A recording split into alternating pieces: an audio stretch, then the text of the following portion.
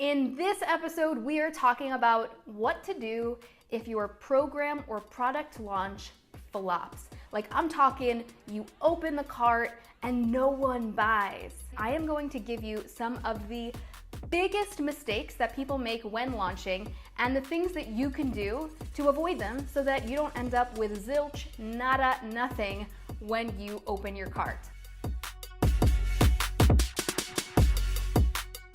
My name is Jen Casey. I'm a business strategy coach, and I work with online entrepreneurs in the health and wellness field who want to go from social media to sales and monetize in the online space. Personally, have had six-figure launch, multiple six-figure launch, and a $250,000+ launch. So we definitely have a rock-solid strategy that we use to get people in the door, get them excited about what we're talking about, and really just show up as leaders and authorities in our niche. So these are some of the most common ones, the mistakes that I see entrepreneurs making.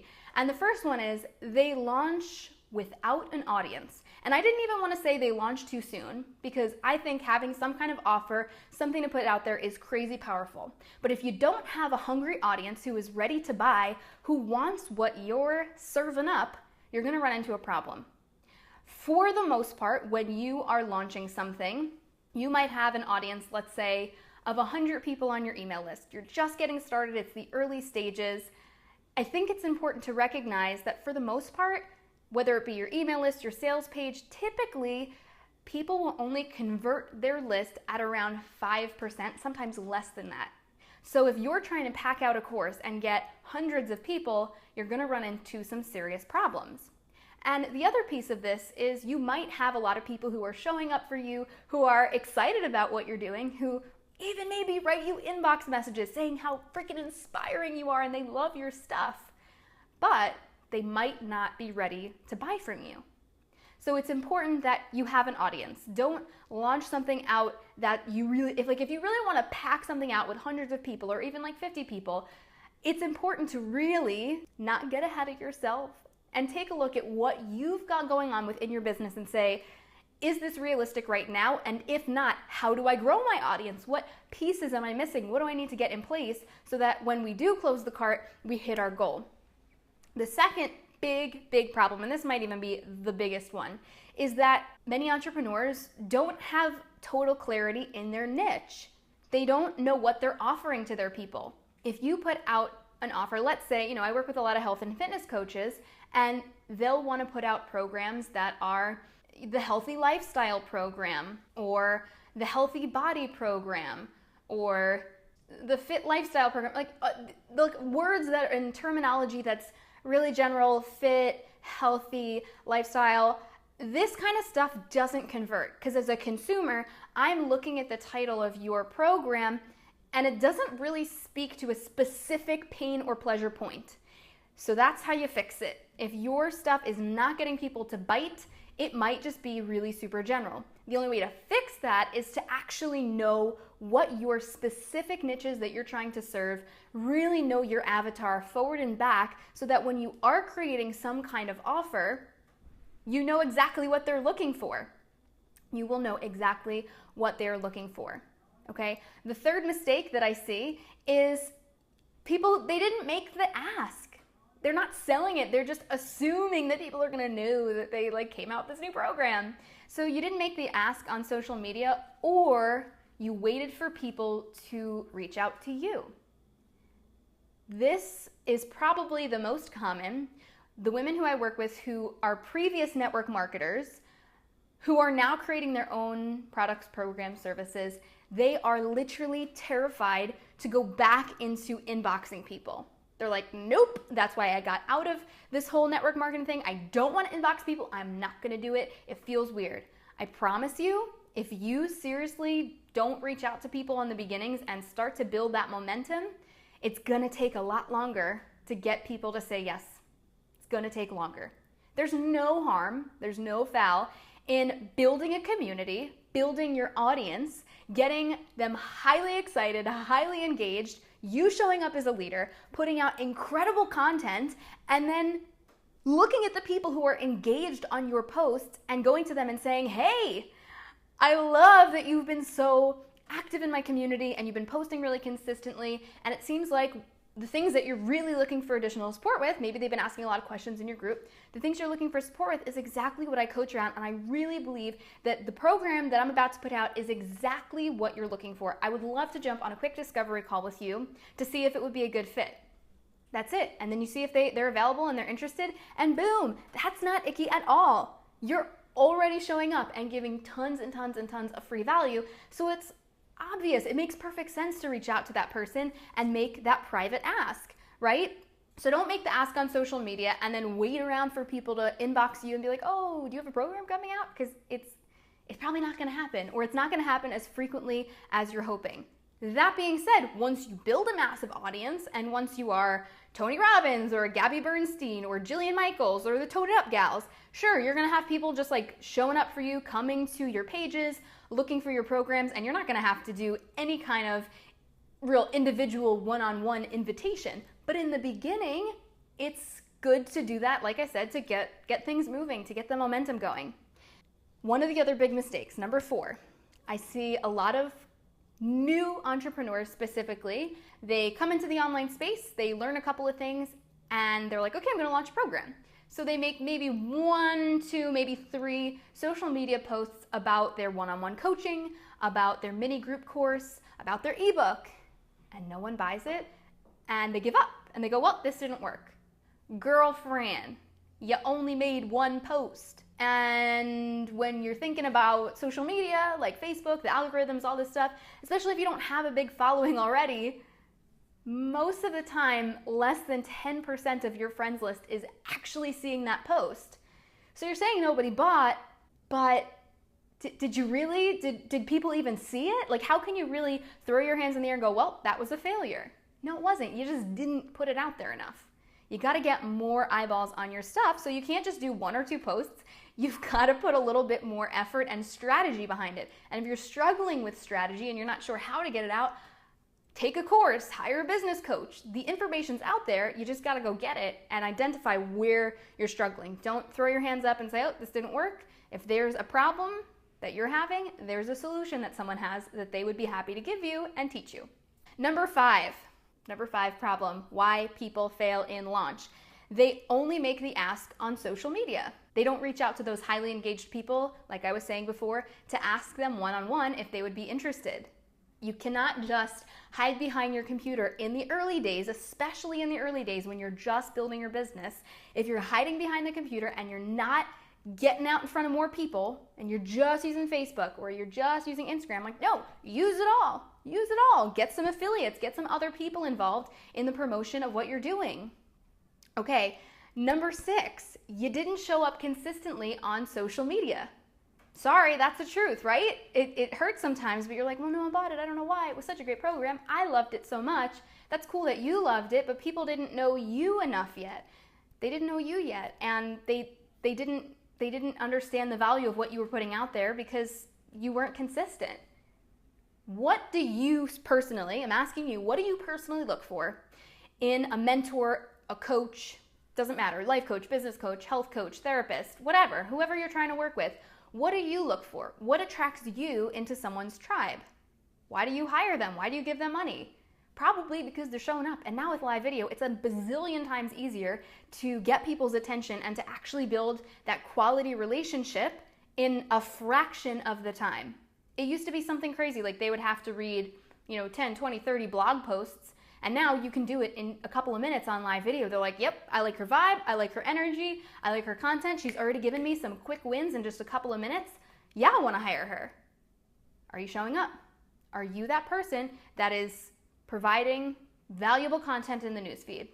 Because listen, in today's day and age, there's no shortage of great content, right? There's so many people killing it.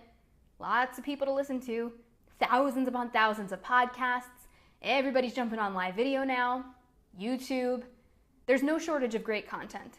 So the day that you don't show up and that person comes to the podcast, comes to live video, and they're ready to absorb some new information because you are their go-to person and you're not there, what do you think they're going to do? Well, this is their time to develop themselves. This is their personal growth, personal development time. They're gonna go find someone else to follow. That's it. And if that person is more consistent and that person shows up every single day, well, you just lost that person's ear. You just lost those eyeballs. They're gone. So you gotta show up consistently. Create some kind of strategy for yourself. Organize your stuff. And listen, I'm telling you right now, outsource some stuff. And this is especially, I don't care if you're a newbie, I don't care if you've been in business for 10 years, you've got to start building a team. You've got to start outsourcing some stuff. Because I get it, you're like, I'm busy, I don't always have time to get on video. I get it, I hear you. But if you're spending all of your time behind the scenes, building funnels, working on Facebook ads, coaching people, you're not going to have the time and energy to actually get in front of people and create content and connect. So you've got to hand off some of those behind the scenes tasks. If you're like still sitting there trying to build your Instagram yourself, find somebody to hire. Just go research it on Google. There's plenty of agencies. Do your due diligence and make sure that they're not doing anything sketchy that's in violation of Instagram's rules. But you've got to start handing some things off. I recently handed off my podcast editing, and that was a freaking godsend. I'm like, oh my gosh, I have about 10 hours more a week now. And I feel more excited to get on live video because I know I'm not the one that's gonna have to sit there for an hour and edit it. I'm more excited to reach out to influencers and bring them on my show because I know that, like I said, I don't have to sit there and rake through every second of that and listen to it again. That was crazy that I did that for so long. But I'm just like you. I'm that perfectionist mode. I don't like handing things off. No one's gonna do it as good as me, right? No one's gonna do it as good as me. And that's okay. The shifts are subtle. If you find somebody who you really trust, no one really notices when you hand it off. It's very, very subtle. So you gotta show up. How are you committing to get visible today in your business? What do you need to do? You know exactly what it is. What do you need to do? Okay, number seven. You're on social media, you're promoting your content, you're promoting yourself as a personal brand, but you have nowhere to send people. What do I mean by this? You don't have an email list. You don't have a Facebook group. If you are sending people in a circle on social media, you're going to run into problems. Especially Facebook and Instagram, which is everyone's favorite. They require probably the most effort long term. Why do I say this? Well, something like Pinterest or a podcast or YouTube, those are platforms that actually grow over time. And grow in the sense of, I can put up a YouTube video in 2011, and if I put some real strategy behind it, people are still going to be watching it today. The post that I made on Facebook or Instagram in 2011 is so buried beneath all the other stuff that I put out there, no one's seeing it, and it's not getting me that residual viewership. With podcasts, yeah, because people can search stuff in the search bar and find your titles. Yes, with YouTube videos, searchable platform. With your blog, searchable platform. With Pinterest, searchable platform. So those sometimes take a little bit more effort and energy, and a lot of people, they don't want to waste the time. They want the quick wins, they want the likes, they want the hearts. They're not necessarily willing to go long term, so they don't have those things in place. And then they don't have an email list or a Facebook group to set, where are you sending people?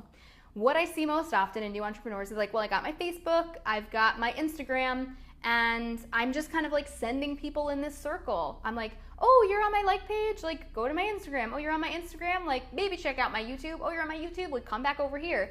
And at no point in time is anyone collecting those eyeballs. How are you taking those people who are looking at your stuff and getting their information? Because when you get to the point where you're ready to launch a product, program, or service, you want to be able to promote directly to those people. So even though email marketing doesn't get as high an open rate or click rate and all this stuff, it is still crazy valuable because at the end of the day, we still use email for everything.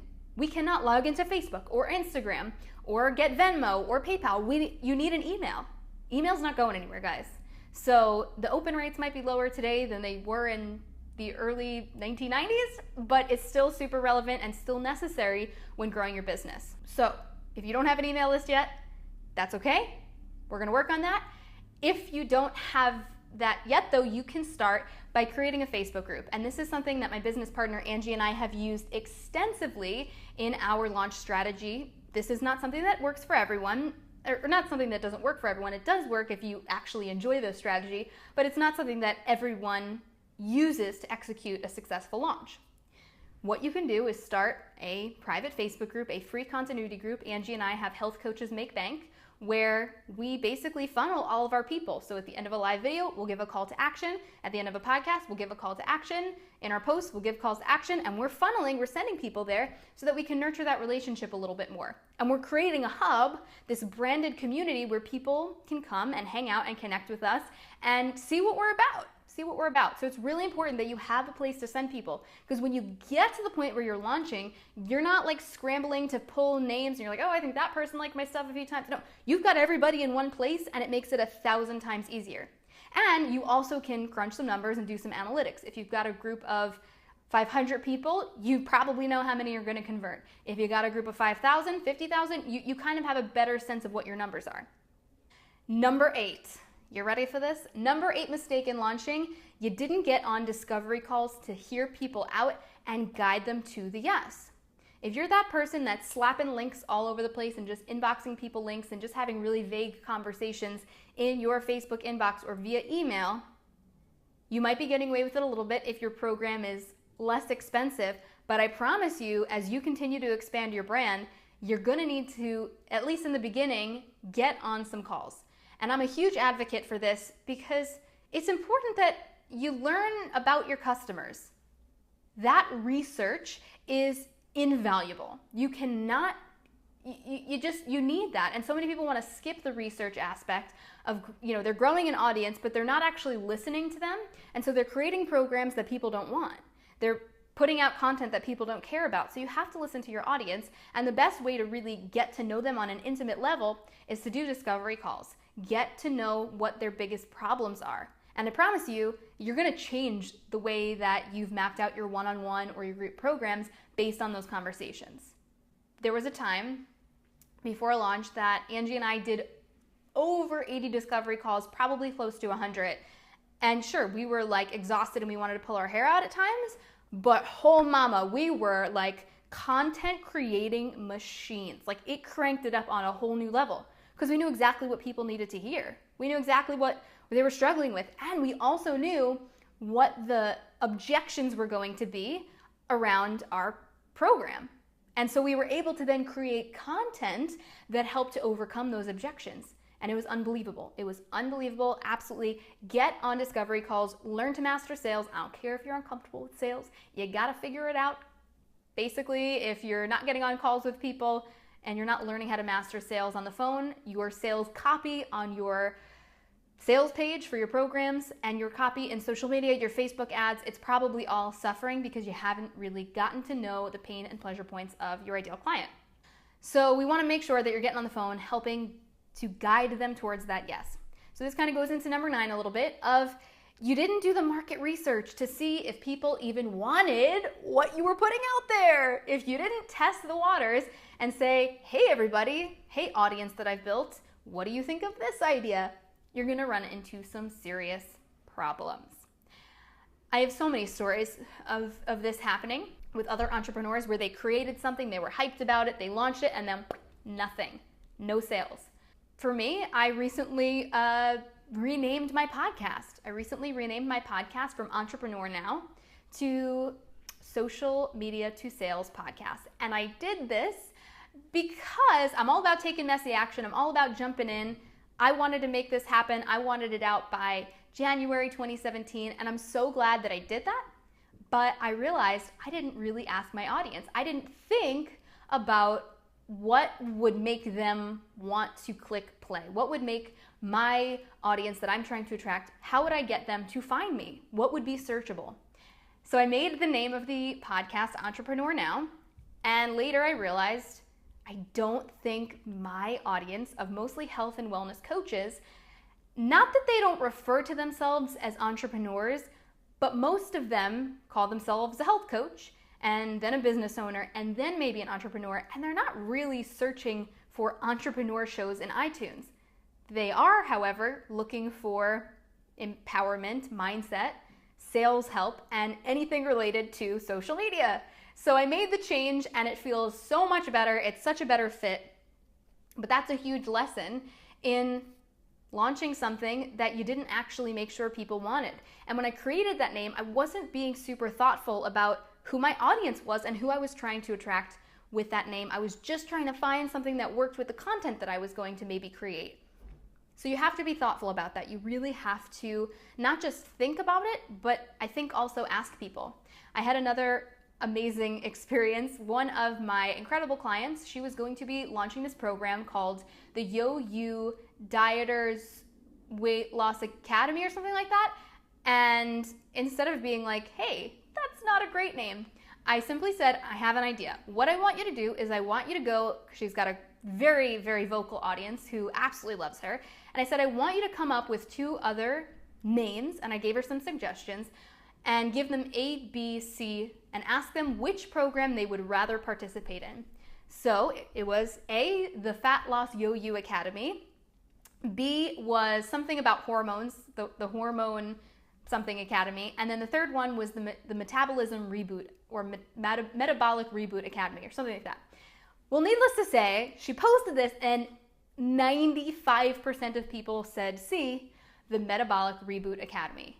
It was insane. She couldn't believe it. She goes, oh my gosh, if it weren't for you, I would have put out a program that no one wanted and a program that no one would have bought.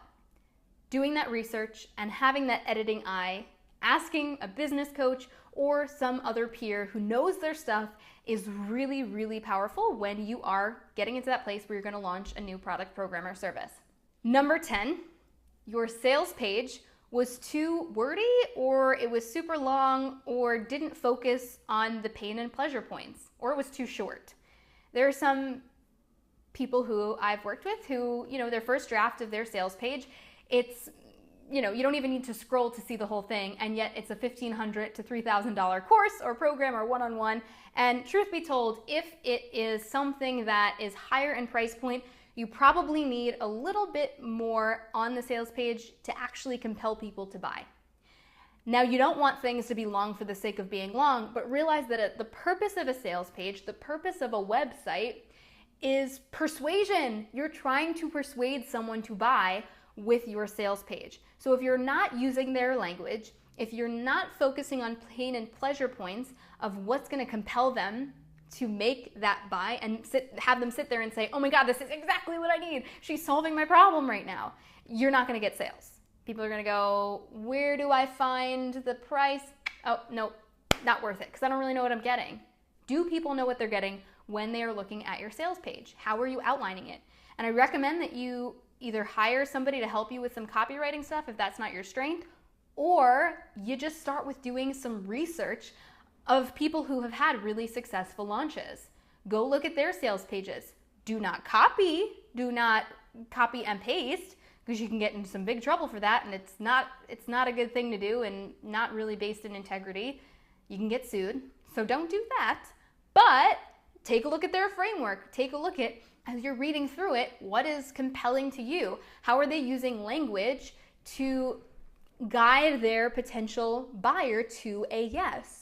One really interesting thing, when we were first launching, we had this woman come in who was helping us with some of the HTML side, some of the graphic side of building the page, and she said, can I give a suggestion? And we said, sure. She said, I know that the template that you guys are using has a buy now button right at the top, but I would really recommend we remove that, because the first thing people are going to do is they're going to click buy now, and they're going to see a price, and you haven't persuaded them yet. You haven't convinced them yet.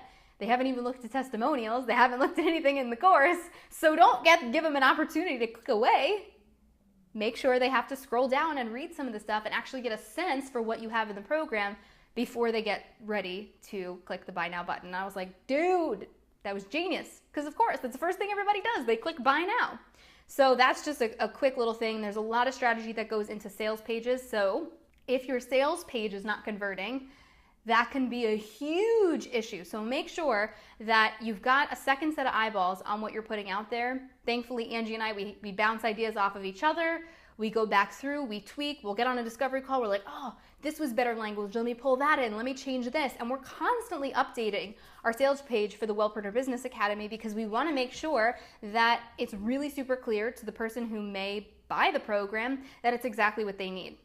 So, number 11 reason why your launch might flop. We don't want that to happen. The name of your program is crazy vague. Like I was saying earlier, there's a lot of people who want to put things out there, and we've had many girls in the past, since we work with health and wellness and fitness coaches. They're like, well, I really focus on mindset, or I really focus on habits, or I really focus on the mind, body, soul. And so they create these programs like the Mind, Body, Soul program. And I'm sitting there as a consumer going, cool. So are you an acupuncturist? Are you a nutritionist? Are you a yogi? Is this a therapist? Like, I don't know what I'm getting. It's not tangible. It's not focused on a specific end result. I was just working with one of my clients yesterday, and we were able to take her program name from something that was pretty vague to, I forget what exactly it was, but it was like the Body After Baby program, or the Body After Baby project versus the Better Body project. And right there, we were able to take that, it's maybe a challenge that she's doing, we were able to take that and actually make it something that was really clear, because Better Body, I don't really know what that means. It could be anything, but Body After Baby, well, I know exactly who that's for. It's for moms who have recently had a baby, or you may also attract some moms who had a baby 5 years ago or 10 years ago, and they're like, well, listen, I still haven't got my body back after baby. Can I join? It's super niche, it's super targeted. And then from there, they can say, oh, well, what's your system? Oh, do you do kettlebells? Oh, do you do HIIT workouts? What is your system? And then when you have that, you get people in the door. Because quite honestly, most of the people don't really care what your system is. They just want to know what the tangible end result is that you are going to help them achieve with the program, product, or service that you're putting out there. So don't have a super vague name. Make it really specific. Yes, you are going to polarize people. Yes, some people aren't going to buy it because it's specific. But when you actually get specific, your sales are going to go through the roof. I'm telling you, I ain't lying. I've watched it happen time and time and time again. Okay, number 12, you have no testimonials or social proof. One of the biggest mistakes that you can make is launching out your programs, products, or services without any testimonials. Because the first thing that people do is, oh, can I read some testimonials of some people who've worked with you? And then you're like, oh crap, I don't have any. What do I do? Who can I find? Who can write me a testimonial? Don't put yourself in that position. I'm all about you stepping forward, owning your worth, putting together your very first one-on-one or your very first group program. Like, own the crap out of it. Do it. Do it right now.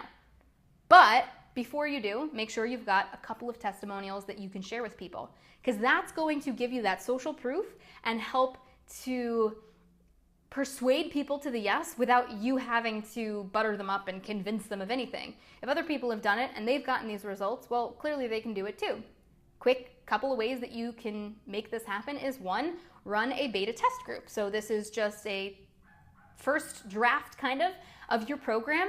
It's great because the people who are going to join this have not no expectations, but lower expectations. They know going into it that this is the test drive. There's going to be some kinks. Takes the pressure off of you as well. And you can charge an introductory or lower price for your first beta test group. And this way, like I said, you're getting those testimonials, you're getting that vital feedback about how you can change your program and make it better. And boom, when you actually launch, you've already got them giving you some referrals, and you've got these great testimonials, and you know that the program is something that actually works. On the other side, you can also do some pro bono one-on-one coaching. So free coaching calls, clarity calls with somebody before they get on a discovery call with you. This is a great way to give people that experience of what it's like working with you as a coach, right? People want to know what's her style, what's her vibe. You can achieve a lot of that with live video and just getting crazy visible, but I think it's great to have those testimonials as well. So see if there are some people who are in your network who are looking for some brief coaching. Find a specific topic that you can coach around and give them some support in exchange for free support in exchange for a testimonial. That's a great way to start kind of building your your little library of feedback from people. This way, when you do launch, you've got those. You can put them on your sales page. You can put them on your landing pages. You can share them on social media, and you'll be in really good shape. 14, we've got 20 altogether, and I'm glad you're here. I'm glad you're sticking with this because these are seriously some big mistakes. Oh no, number 13. Your price point was too low. Your price point was too low. Yes, it was too low. You may be sitting there going, wait, what? My price point was too low? No, there's no way. I have to discount it more so that I can get more people to buy it. No, you don't. No, you don't. Here's why. Perceived value. If there's a quote-unquote top business coach who is charging $200 for their 12-week program, you bet your bottom dollar I'm not signing up for that. Why am I not signing up? Because I'm like, why the heck are they charging only $200? They must not value themselves. The content must not be that good. So we make a lot of decisions and assumptions based around someone's price point. They want to know that they've got skin in the game. And if you are underpricing or undercharging, you don't show up as big, they don't show up as big, and less results, not as great testimonials, and everyone kind of loses because then you're freaking spinning, trying to bring new people in the door every 5 seconds because you only charge $200 for your 12-week health coaching program, and this person is texting you 24/7, and when you actually do the math, you're probably making like $1 for every hour that you work. And that is crazy pants. So please, stop undervaluing yourself. Whatever your prices are, up your prices right now. Your clients that you have right now, if they are not gonna still stay with you after you up your prices, that's fine. That's fine. There are people that are willing to pay for higher prices so long as you are up-leveling yourself, if you are getting more experience as a coach, if you are continuing to add on to your education and your knowledge, yeah, you can charge more. You are making yourself more valuable. And if you are more valuable, you can make more money, right? So up your price. Number 14, your price point was too high. That's the other one, right? And when people tell you, oh, that's too expensive, it's usually not because the thing that you're selling is actually too expensive. So I don't know if I really fully believe in your price is too high or it's too expensive, because most of the time people are undervaluing their stuff. Most of the time when you're getting money objections about your price, it has nothing to do with the actual price and has everything to do with the fact that they don't know, like, and trust you enough yet. If you haven't built that rapport with someone, or they're just not sure if you're the right fit for them, they're not sure if it's the right time, they don't understand the value of the product, you're going to run into some problems. And they're going to tell you that it's too expensive. And then you're going to sit there and go, oh man, I thought this was a good price point. I mean, maybe I can negotiate down with them. Maybe I can give them a discount. No. We don't do that. We don't do that. You've just got to be more valuable. How can you add more value and get more visible so that you don't run into that? Look, there's going to be somebody that has an issue with price, and most of the time, like I said, has nothing to do with the actual money. I mean, maybe they're broke and maybe they really can't afford it, and there could be some validity to that. But a lot of times, people will find the money if they really feel it's important. How many people do you know who claim they have no money, they can't invest in an event or a personal development program or a health coach or a business coach, but if their phone broke tomorrow, they would be dropping $1,000 on a new phone? So it has nothing to do with the actual price. It has to do with where they rank your program, product, or service in their list of priorities. Phone, high priority. Found the money for that. What you're offering, how do we make that more of a priority? And that has to do with you being a great salesperson, and showing up and providing value and being amazing and being a thought leader and being generous with what you put out there. Doesn't have to do with your price. All right, number 15. You wasted time and energy trying to set up complicated funnels and ads, even though that's not your expertise. Now, Facebook ads, amazing. I think most people should be running them at some degree if they actually know how to set them up, because I also know thousands of people who set them up incorrectly, who get really bad advice from quote unquote gurus and experts, and they end up blowing $1,000, $2,000, $5,000, $15,000 without getting a return on their investment because they don't have any of the foundational pieces in their business set up. Like, I want to rip my hair out when I hear people, they don't have a niche, they don't have a focus, and they're selling the healthy lifestyle program, and somebody's telling them to put $15,000 into Facebook ads. No, that's bad advice. You can spend $1 million on Facebook ads, and that program is still not going to sell as well as something with a focused niche. So don't waste time and energy on things that are not your expertise. Outsource what you need to, and then take time to develop that expertise so that you're not just throwing poop at the wall. So you're not just like, spaghetti, I hope something sticks. I hope this works. Don't do that to yourself. And the whole idea of setting up complicated Facebook or setting up complicated funnels, like email marketing funnels with tripwires and this and that. If you've only got like 50 people on your list, I'm telling you right now, if you're in the middle of launch and you've got a couple of weeks to go, that's probably not the best use of your time.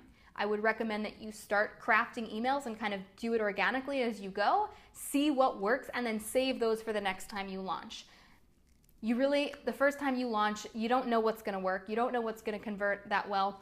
You just have to test some of the stuff and you'll get a feel for it. Your first time is a little rough, a little bumpy. The second time, third time, fourth time, fifth time, it just continues to get easier. But what is your expertise? Where do you need to be? If you need to be on Facebook Live, outsource that other stuff. Or find another peer that you can maybe support each other in different ways, right? There's always a place to go. Angie and I, we primarily use our Facebook group to grow that community. Sure, we use a couple of ads here and there that I set up for us, but we don't go crazy. But we've got a really hungry audience because we have a really clear focused niche, and we nurture the heck out of our people, and we show the frig up for them every single day. So that's really important. Okay, number 16, you skipped out on quality graphics and professional photos, and in turn, you were perceived as less professional. If you are trying to sell a $2,000 or even $100 program, you need quality professional photos of you. If I go to someone's website and it's a picture that, like a selfie that they took, I'm not buying their program. If I go to their Facebook page and I see their cover photo is some pictures that they kind of slapped together that they tried to use filters on to edit to make it look more professional, I'm not following them. If I see a Facebook ad that's a stock photo, that might work, but if I click on the page and then I see the Facebook cover, I'm like, nope, not a professional. They're not putting into their business something that is a high caliber, high level. And I'm going to assume that the program that they're putting out is not really high caliber quality program. Do you see? Really important that you make sure that you've got those in place. You've got to make the investment. You've got to show up and look like a professional. Please get some professional photos done. You need them for your Facebook ads. You need them for your Instagram. You need them for your Facebook. You need it for your cover photo. You need it for everything, for literally everything. Okay, number 17, you had no strategy behind launching, and the content you put out had nothing to do with your product, right? It had nothing to do with it. So you want to put out this program that's about body after baby, but you don't talk about anything that has to do with a post-baby body on your social media.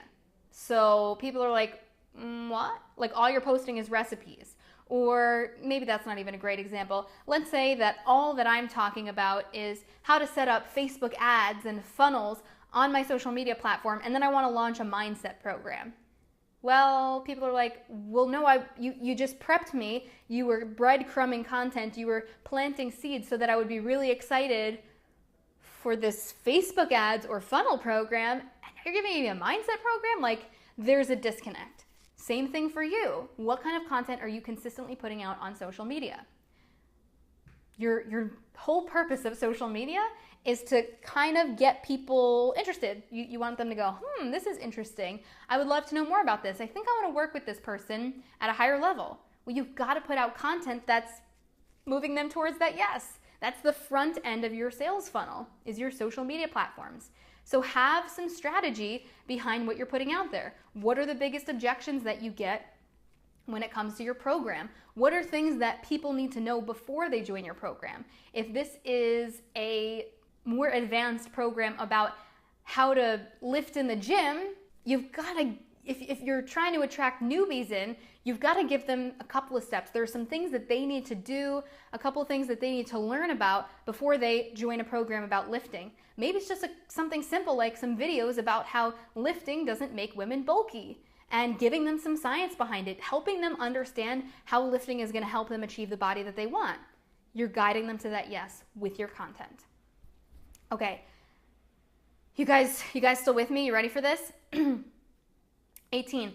You did not utilize partnerships with other people or promote timely challenges to grow your audience. So this might be something like getting on other people's podcasts, stepping forward, pitching yourself, doing some joint Facebook live videos with other influencers in your niche who have slightly different approaches to their business, but also have an audience that's very, very similar to what you're trying to attract. Doing some challenges, like I was saying before with your social media content, guiding people to that yes by giving them some quick wins, and they're like, cool, I did this 5-day challenge on, they lost some weight, but they still got 30 more to lose. What's next? What is that next step? And then you're right there with, oh, boop, I got this program for you. We got you hooked up, right? 19, you didn't create urgency around your offer. When you are putting out your offer, there's got to be some kind of urgency. Is it limited quantity? Did the doors close at some point? Now, maybe you're saying, well, Jen, I just started my one-on-one. This is too much. Like people know that I just started. That's fine. You don't have to lie. You don't have to lie. You can simply say on your social media platforms and on your videos like, hey, I am taking on 3 new clients for the month of August. If you're interested in learning more about my coaching services, click below to fill out this form and we can jump on a quick call to go over some of your goals to see if working together would be a good fit. Really easy. That's some urgency. You've only got a couple spots left. And probably if you're just starting your business, you're not going to be taking on 20 new clients. You've got other things that you need to set up in your business, and you don't want to be on the phone for 20 hours a week working with people one-on-one because you're still trading time for money. So there's other things you need to focus on as well. So maybe you've got a limited quantity, or maybe you've launched a program and the doors are going to be closing. You got to sign up by the 16th at 9 p.m. If you miss it, you miss it. So there's some urgency around that. They've got to do it. They've got to sign up. And last but not least, number 20, reason why your launch tanked and no one bought your stuff. Pretty simple. You didn't believe in it. You didn't believe in yourself. You didn't believe it was possible to reach that goal. This is less strategy related, but no less important. If you do not believe that you are valuable, if you do not believe in the stuff that you were putting out there, the products, programs, and services that you are putting out into the world, people can not only sense your energy, but let me get a little woo-woo with you for a sec, the universe can sense your energy, and what you focus on expands. If you're thinking no one's gonna buy it, guess what? When you're on your sales calls, people can hear that lack of confidence and that lack of belief in your voice. And they're not totally sure how to pinpoint it, but they're just like, I feel this isn't the right program for me. I don't know why. You've got to believe in what you're doing. Do you believe in what you're doing? Do you believe in what you're putting out there? I freaking hope so. Because, well, hot diggity dang, the world needs to hear it. Am I right? If you are not already inside the Facebook group, head on over there. We are constantly in there hanging out, posting video content for you guys on how to grow and monetize your online business. And I'll give you one last little thing. If you are struggling right now with your launch strategy and with content creation, you can go to socialmediatosales.com and grab my free live video content blueprint. Super simple. It's like a 10-minute video, and pretty much everyone who goes through that, they're like, oh my God, I have all these video ideas. I can't wait to start implementing. Holy crap, you're organized. How did I not know this? Ninja. So go check that out, socialmediatosales.com, and I will see you guys in the next one.